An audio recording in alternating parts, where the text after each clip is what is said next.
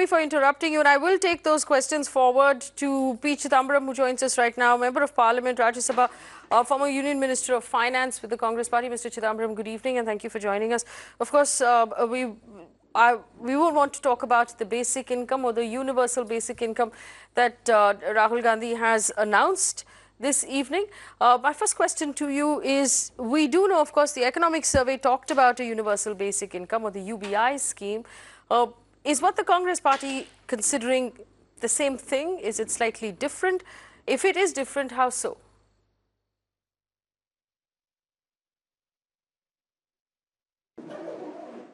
Of course, it's different.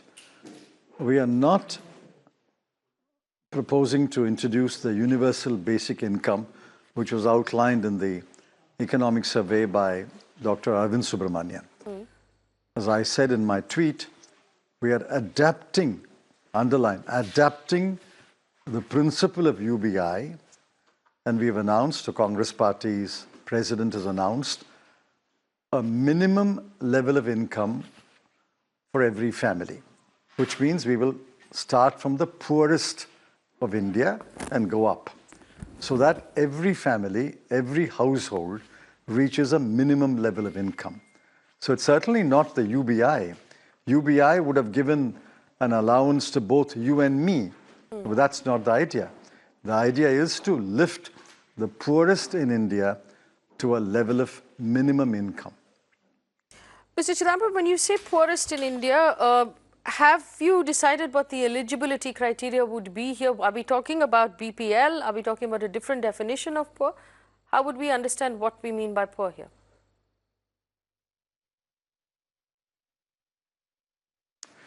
We'll have to look at the numbers when we are in government. This morning I read that in June 2019, fresh estimates of poverty will be published, and they will show a very sharp decline from the Tendulkar time numbers of poverty. 140 million people were lifted out of poverty between 2004 and 2014. So 14 crore people were indeed lifted out of poverty. Now, in the last 5 years, some people should have gone above the poverty line. So we will know the exact number, which can be identified as poor households, poor families, in the month of April or May or June. Once we agree on the line, once we agree on the limit which will define who is poor, then the scheme will be devised in such a manner that we will start with the poorest among them and progressively cover every one of them, so that all the families, all the households come to the minimum level of income. Mr. Chidambaram, do we know what the quantum of this income would be on a monthly basis? Is 1,000 rupees, 2,000 rupees? Do we know what every family would need in order to, as Rahul Gandhi says, not go to sleep hungry? Those are numbers. Those are numbers which have to be put into the scheme when we are in government. But I can assure you that this is doable. All these alarmist comments have no place at all. We have a GDP which is about 187 lakh crore. Our annual expenditure this year will be 18 lakh crore. Even at a modest growth rate of 6 or 7%, the GDP will grow. So the question we should ask ourselves is, should we do this? Should India, in the 71st year of independence, attempt something where every family is brought up to a minimum level of income? I think anyone with a heart, anyone with a conscience will say yes. So once you come to the conclusion that we should do it, then we will find a way to do it. We will find the resources to it. As I said in one of my tweets, it is the poor who have the first right to the resources of the country. Look at the Oxfam report. If the Oxfam report does not move your heart, does not move your conscience, nothing else will.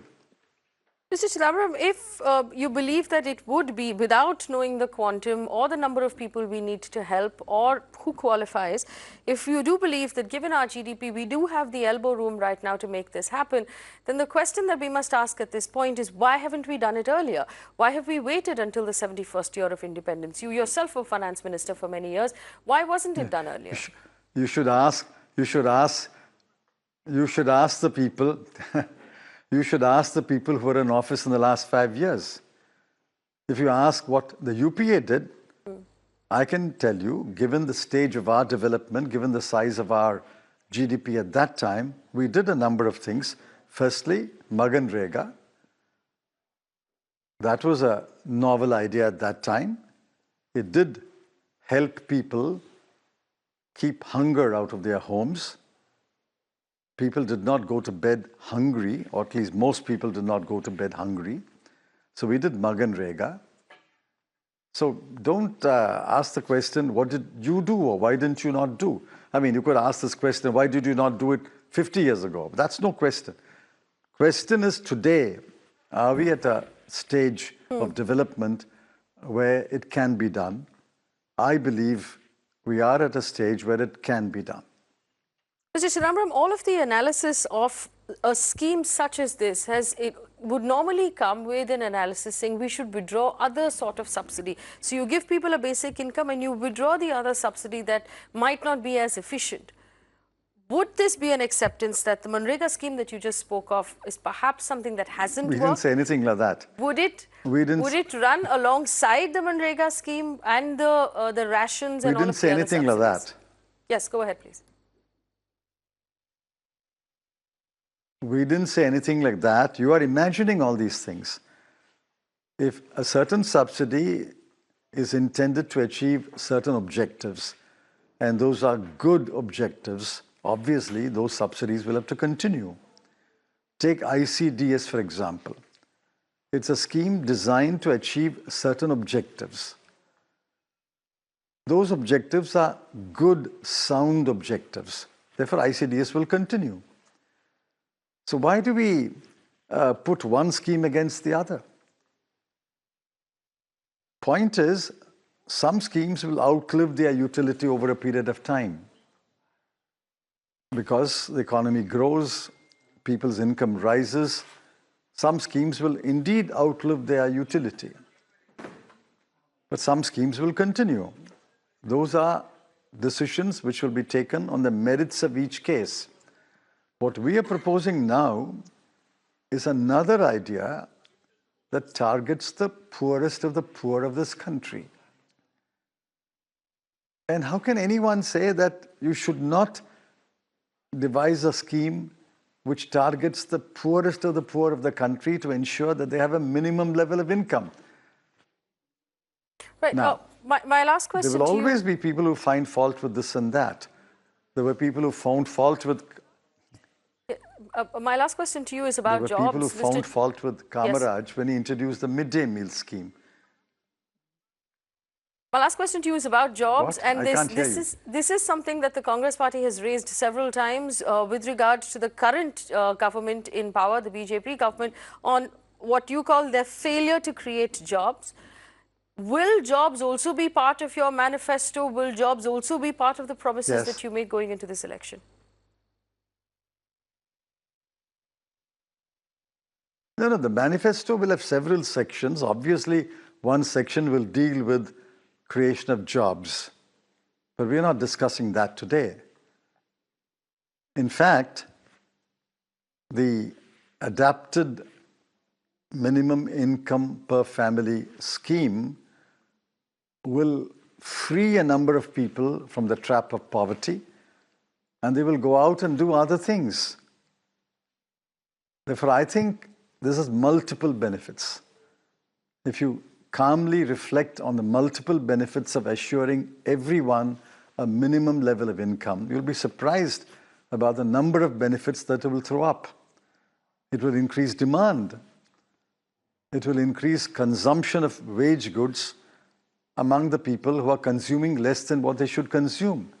It will stimulate production. There are a number of benefits. I can list a large number. I'm sure you can too. But let's ask ourselves some basic questions. Should this be done in the 71st year of independence? The answer is yes. Are we at a stage of development where we can find the resources to do it? The answer is, in my respectful submission, yes. Can a government do it? I believe a Congress government can do it. We have done Maganrega. We have done RTE, Right to Education. We have done other difficult ideas. We've implemented other difficult ideas. So this idea, seemingly difficult, can be implemented with the cooperation of all the states and with the will to implement it. All right, Mr. Chidambaram, many thanks for joining us here on Mirror Now this evening and speaking to us about the Congress's plan to bring in a basic income for the poor.